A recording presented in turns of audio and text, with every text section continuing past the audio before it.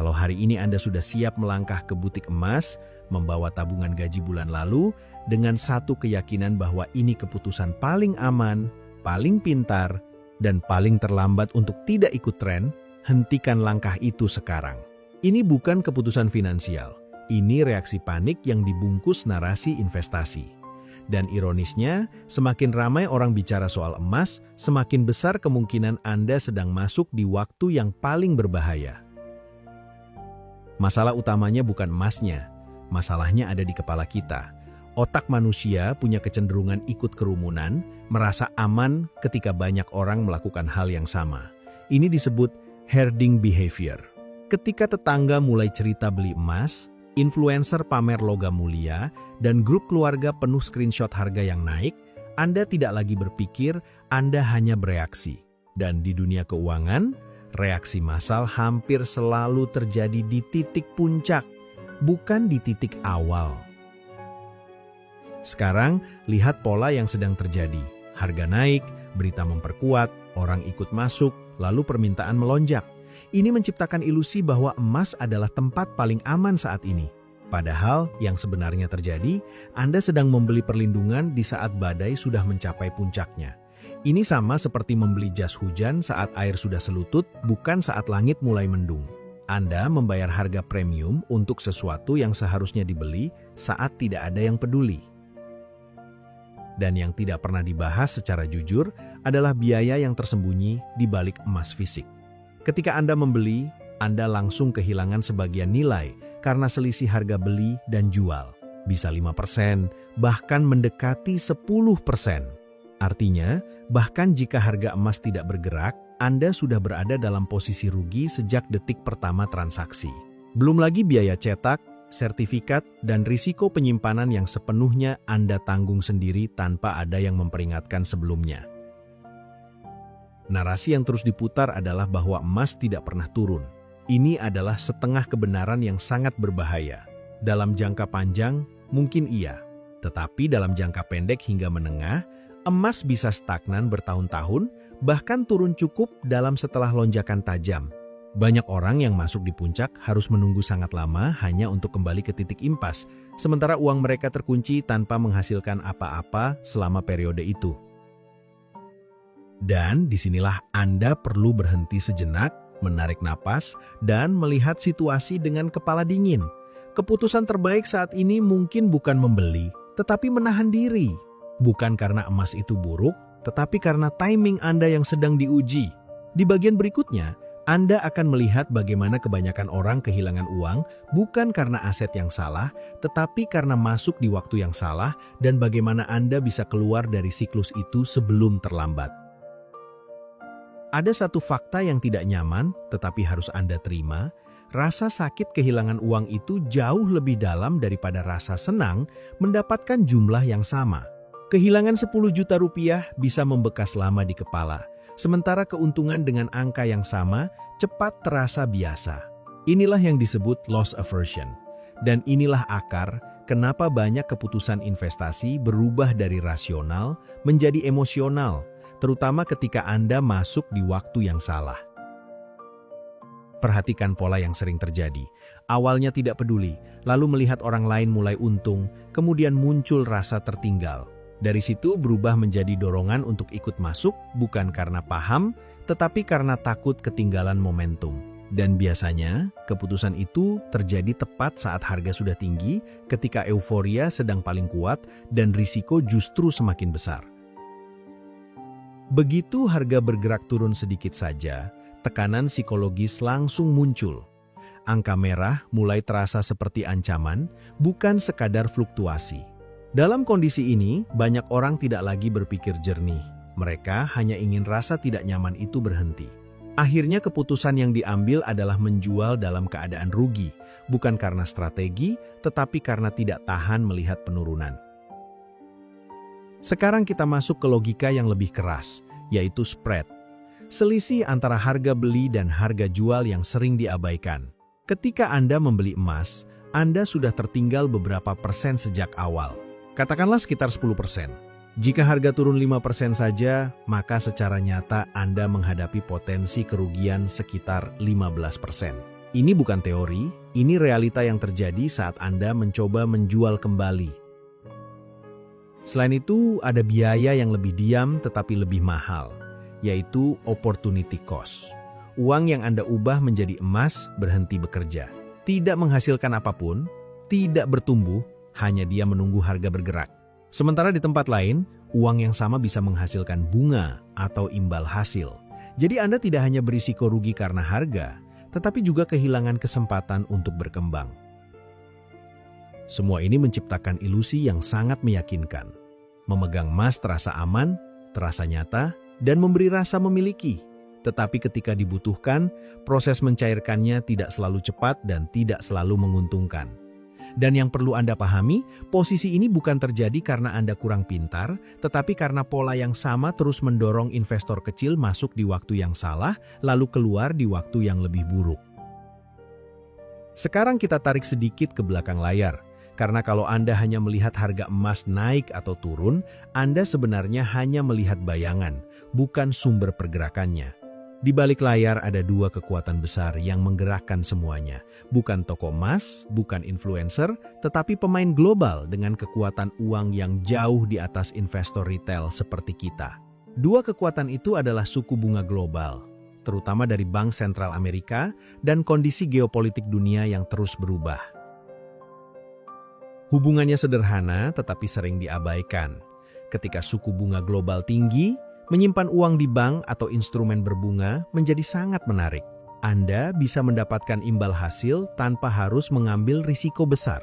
Dalam kondisi seperti ini, uang besar atau smart money perlahan keluar dari emas, karena emas tidak memberikan bunga atau arus kas.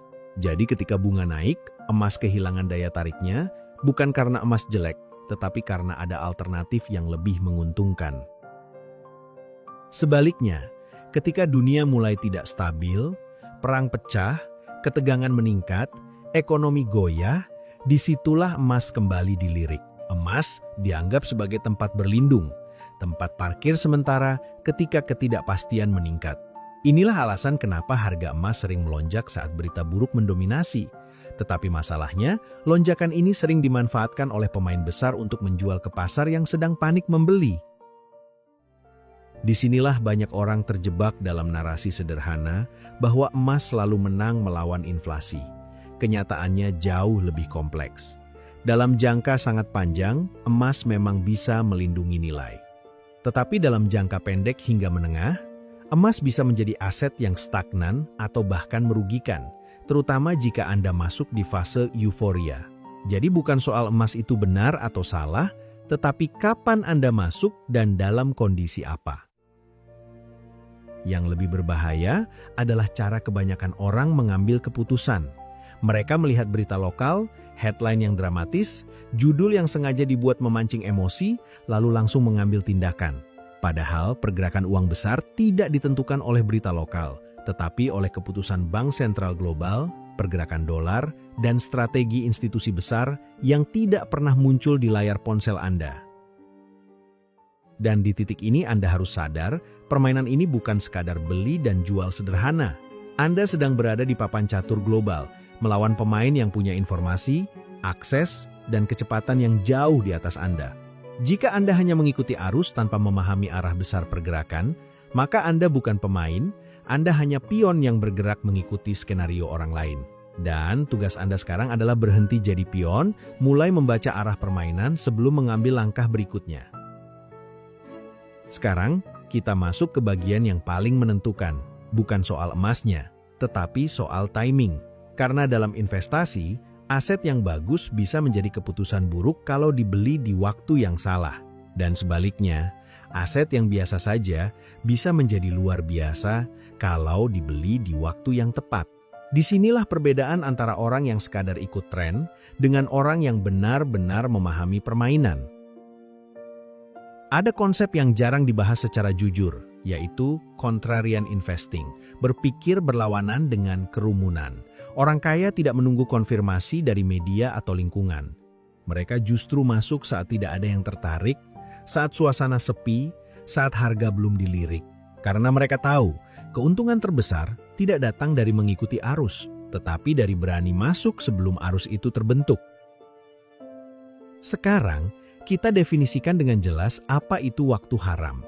Waktu haram adalah saat emas ada di mana-mana, dibicarakan di kantor, di warung kopi, di grup keluarga, bahkan di media sosial setiap hari.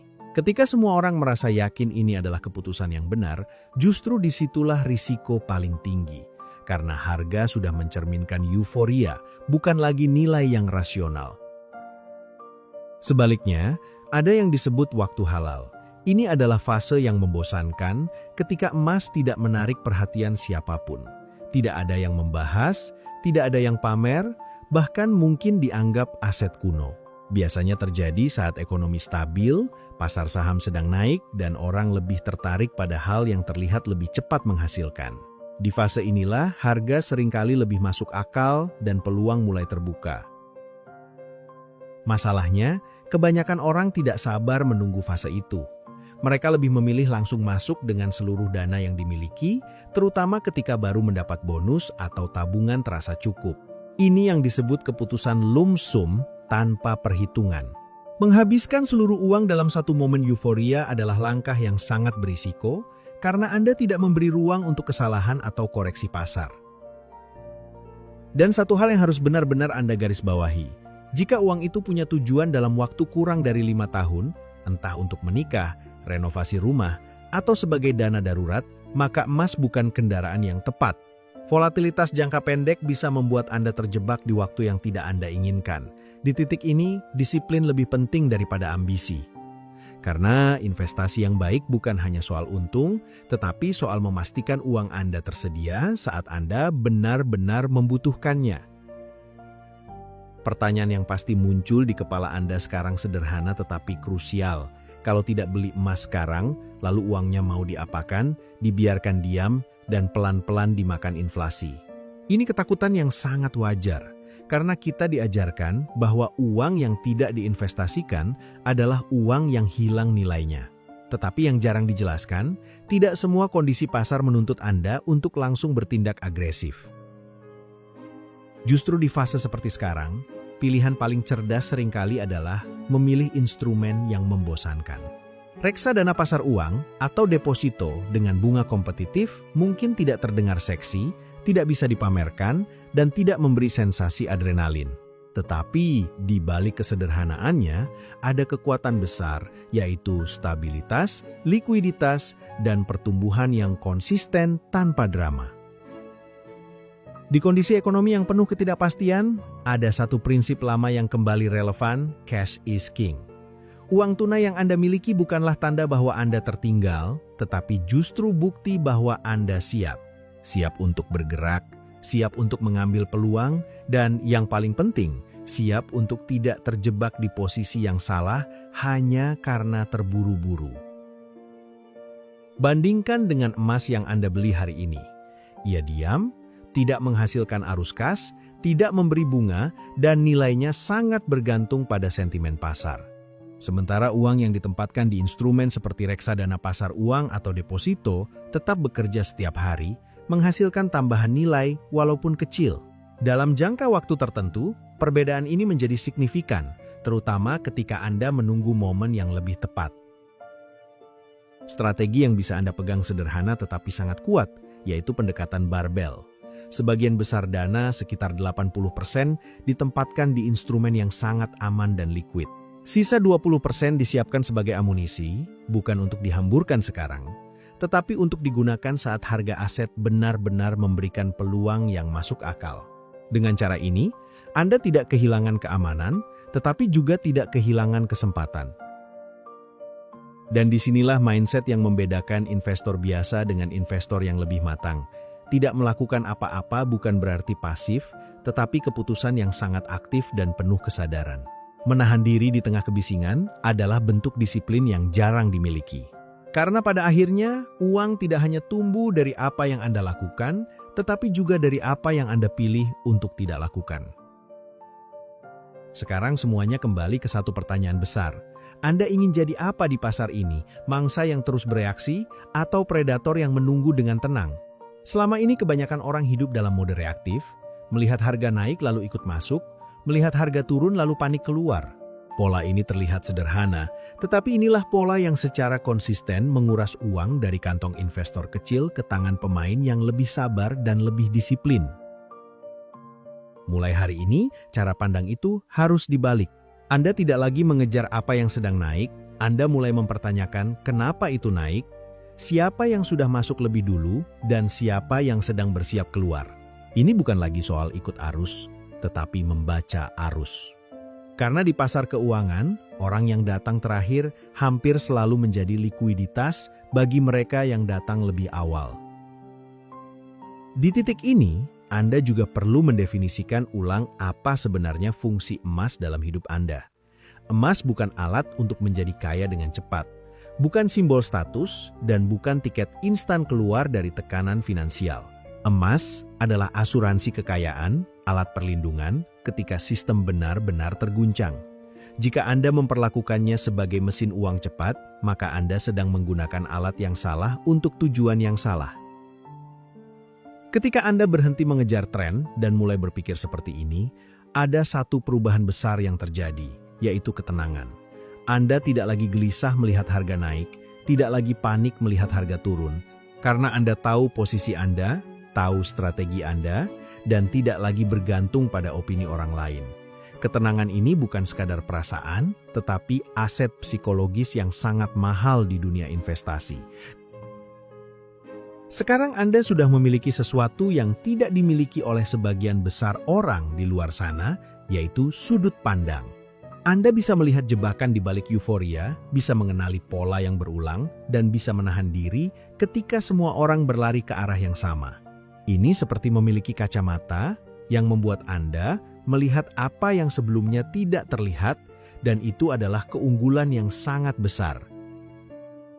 Dan sebelum Anda mengambil keputusan berikutnya, ingat satu hal ini baik-baik.